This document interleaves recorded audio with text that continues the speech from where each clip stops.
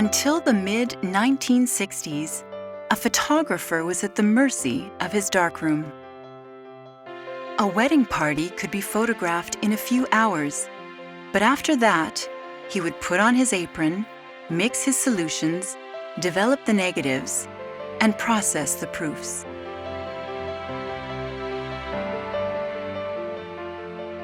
It was a long, lonely journey of several days before he had anything to show a client.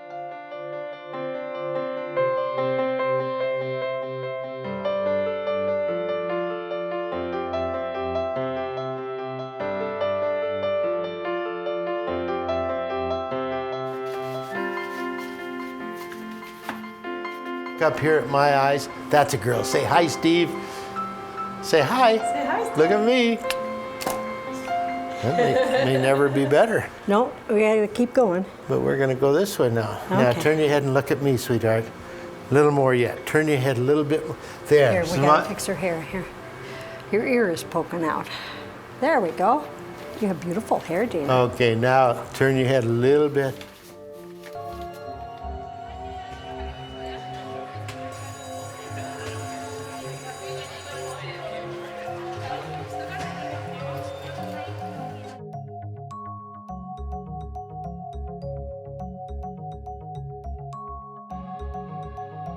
Sometimes we don't know that it's the second generation coming through. They tell us though. It's an interesting feeling.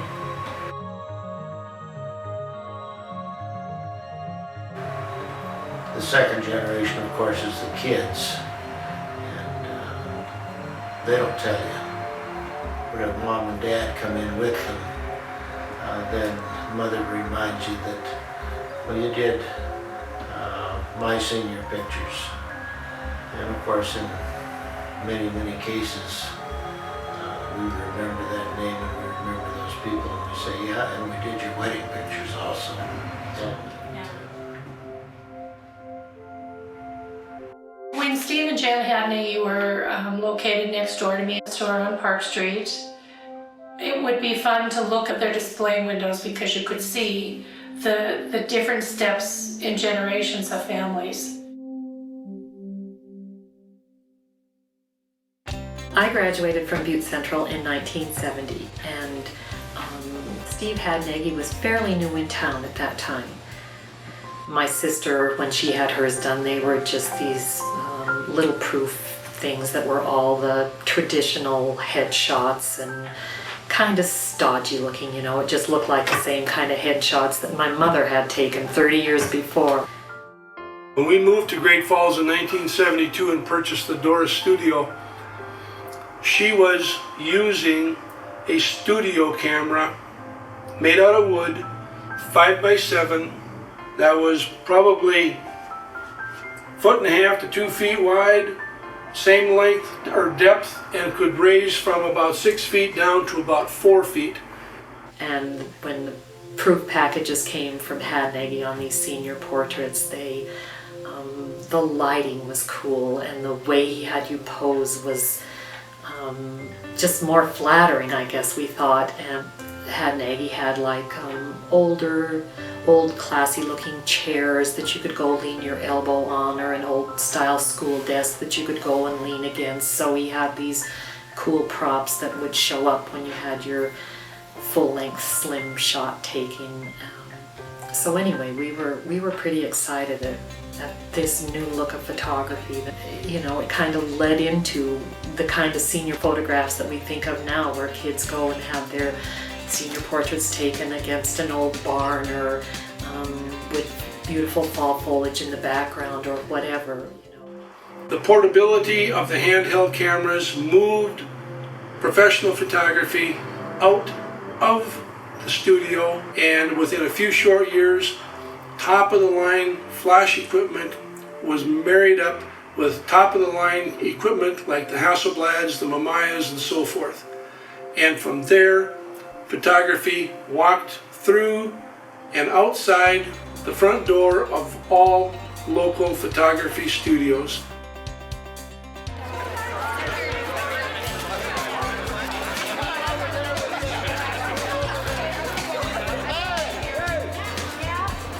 I'm going to make you a promise that in 6 minutes you can be back inside visiting and drinking if you'll just shut up and quit visiting for about 6 minutes. Fill the chairs in 5, 10. Go around the back. Go around the back.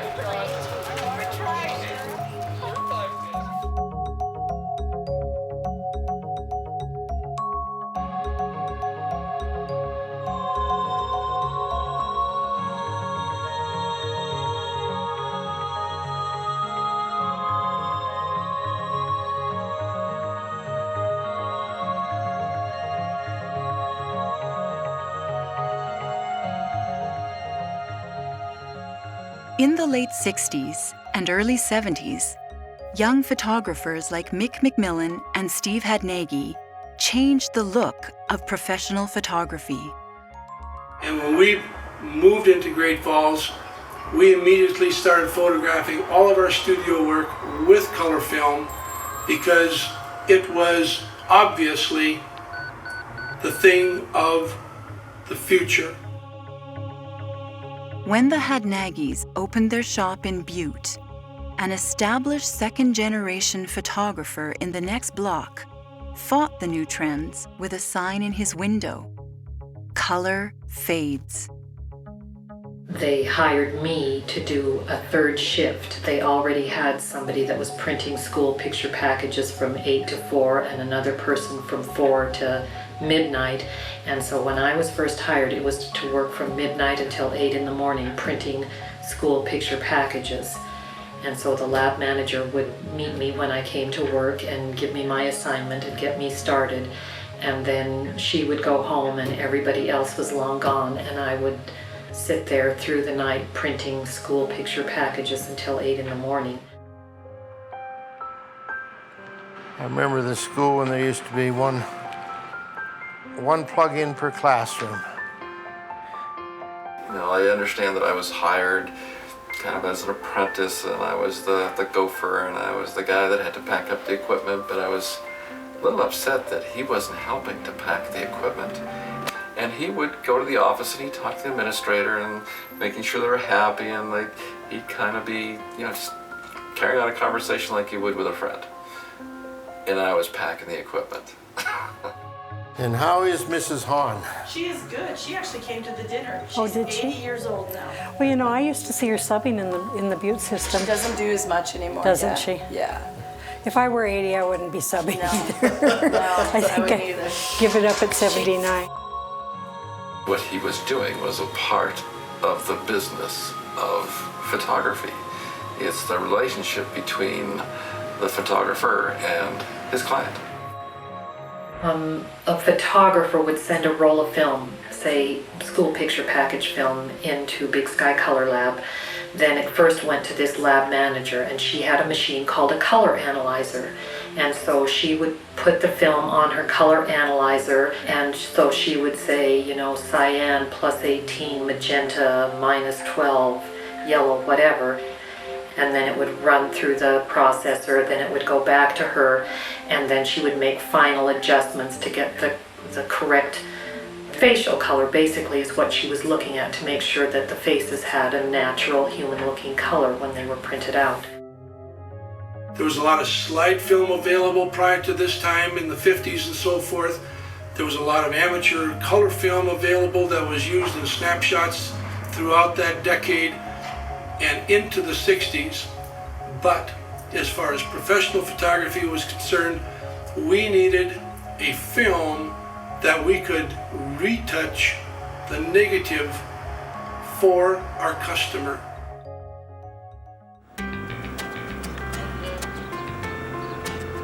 The pressure on the sports is a different type of pressure.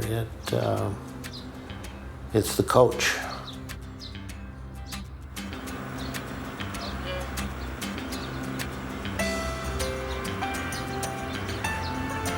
Bob, take that light on that side.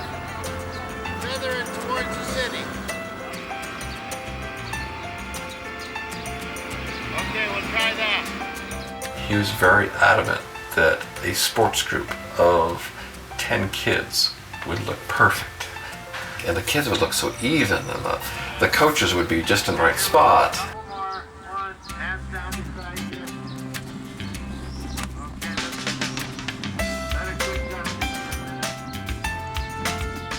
You're cutting into his practice time pretty soon. It's not a comfortable situation till you finish up, and he lets you know that you better finish up.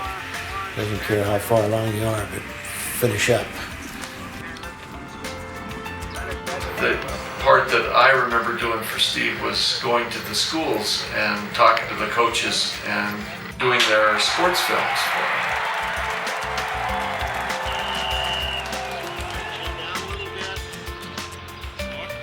I would process the film, edit it, and then get it back on the bus to the coach. By the next day, they would have their film to look at. Now, of course, there's digital and they don't have to process anymore. But anyway, that was way back in the day.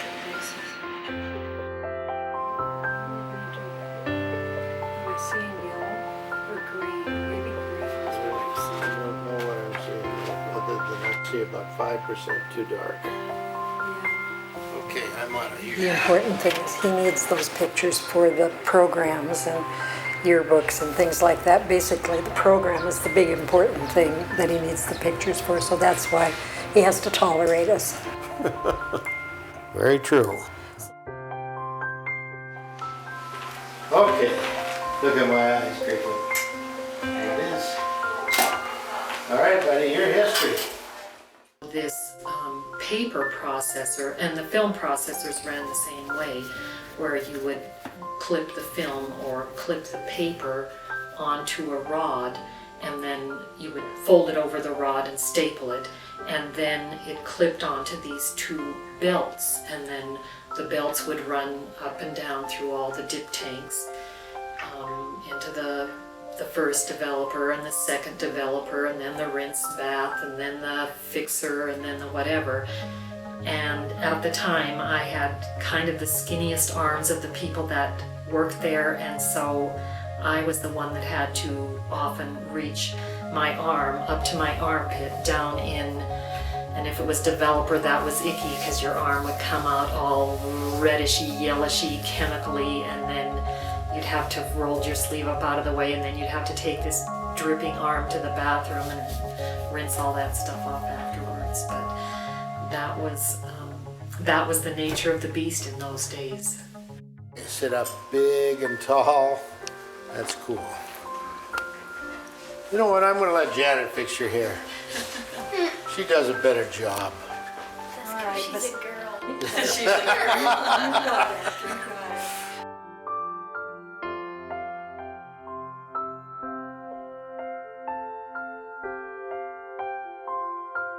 And that's what it used to be like, because they didn't used to be Walmarts and places where they could take their kids. So when the school photographer showed up, that was one of the big events of the fall. And kids would come from everywhere.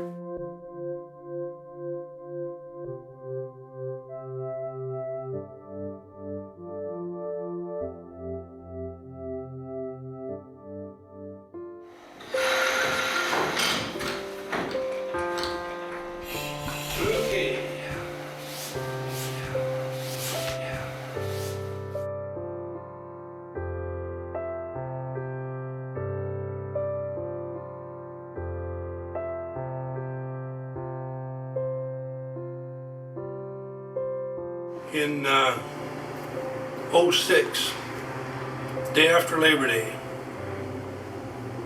that night, the building next door to our studio here in Great Falls burned. LaLivra says the fire started in the basement of the century-old building.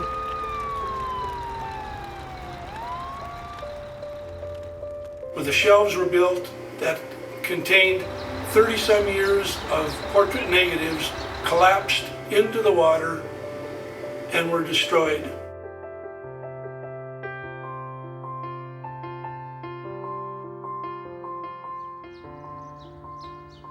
In 2010, when the Hadnagis decided to close their doors, they had already moved files from one location to another 5 times.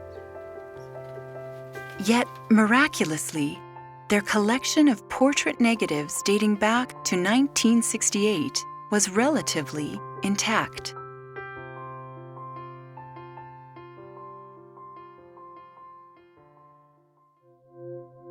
They decided that they were going to try to contact a lot of the people who belonged to all of the years' worth of pictures that they had.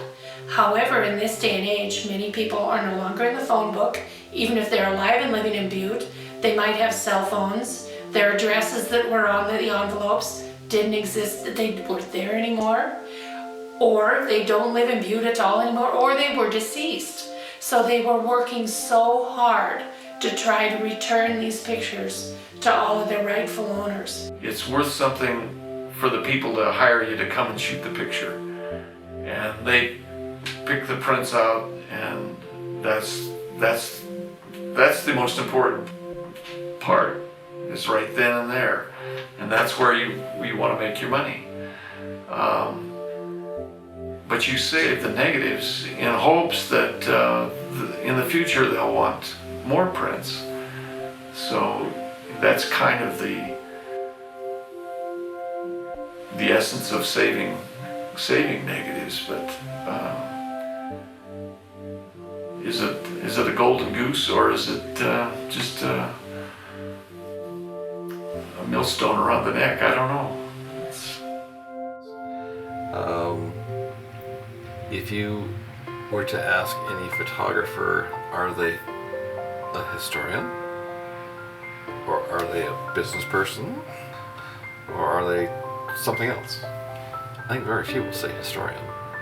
But that's what the older photographers were. If you go back in their files, if they still exist, there's going to be a ton of history in their files. Do I feel that I have history in my files? Very little. Today we delivered a box of negatives to a good friend of ours, and he said, "Oh my God, are those all my family?" And I said, "Yes, they are."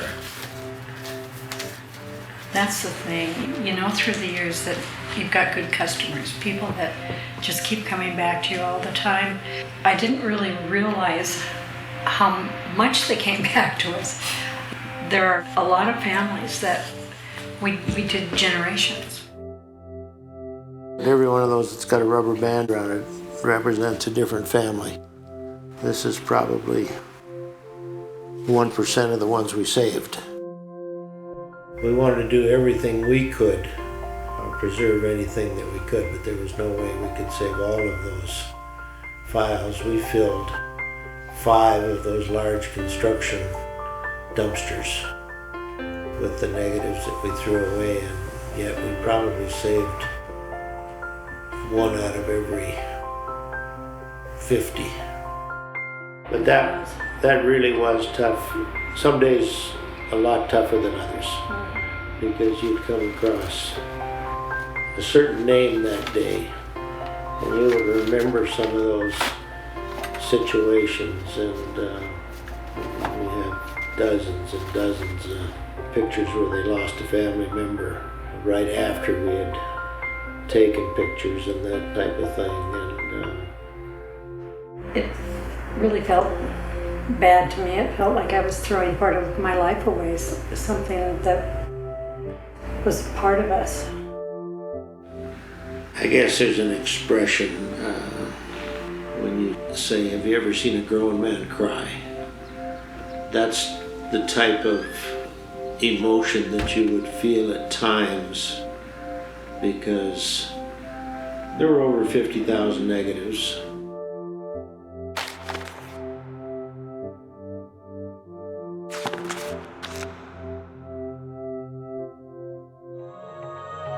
In late fall, Steve and Jan walked into my store and said, "Monica, we have something we thought you might be interested in." Well, this happened to be the day that I was going out to my father's house. We had just found out that his house had been sold, and in his basement he had one room that was dedicated to photo albums, slide trays, coffee table books, and boxes of pictures and things. And I was going to go out that day to go through those to begin that journey.